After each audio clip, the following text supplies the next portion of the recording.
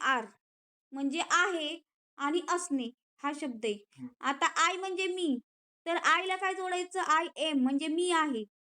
हीला काय जोडायचं? Is, he is म्हणजे तो आहे. शी इज म्हणजे काय? ती आहे. इट इज म्हणजे ते आहे. वी आर म्हणजे आम्ही आहोत. यू आर म्हणजे तू किंवा तुम्ही आहात. दे आर म्हणजे ते आहेत. आता उदाहरण बघ. आय एम अ स्टुडंट मी विद्यार्थी आहे. ही इज अ बॉय तो मुलगा आहे. शी इज अ गर्ल ती मुलगी आहे. वी आर फ्रेंड्स आम्ही मित्र आहोत. आता इथे बघ. आय प्ले क्रिकेट म्हणजे मी क्रिकेट खेळतो. शी गोज टू स्कूल ती शाळेत जाते. The sun rises in the east सूर्य पूर्वेला उगवतो. याचाच अर्थ साधा वर्तमान काळ म्हणजे काय? जी रोज होणारी सवय, नेहमीची गोष्ट, कायमचं सत्य आहे.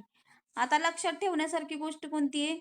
आय, वी, यू, दे म्हणजे आय म्हणजे मी, वी म्हणजे आपण किंवा आम्ही, यू म्हणजे तू किंवा तुम्ही, दे म्हणजे ते.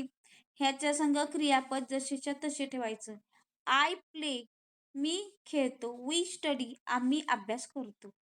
आता ही, शी, इट आहे, तर त्या क्रियापदाला एस किंवा ईएस लावतात. म्हणजे he plays, she goes.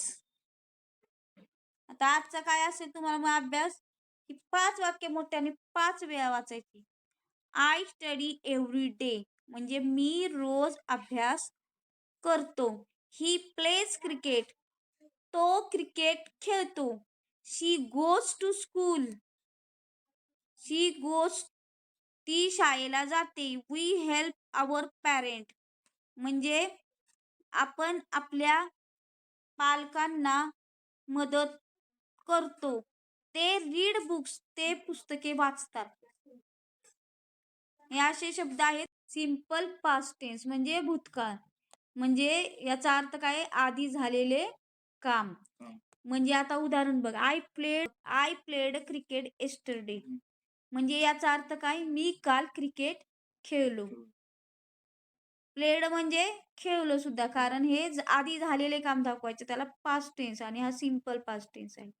He went to school went म्हणजे गेला म्हणजे झालेले काम आहे की तो शाळेला गेला. ही म्हणजे तो.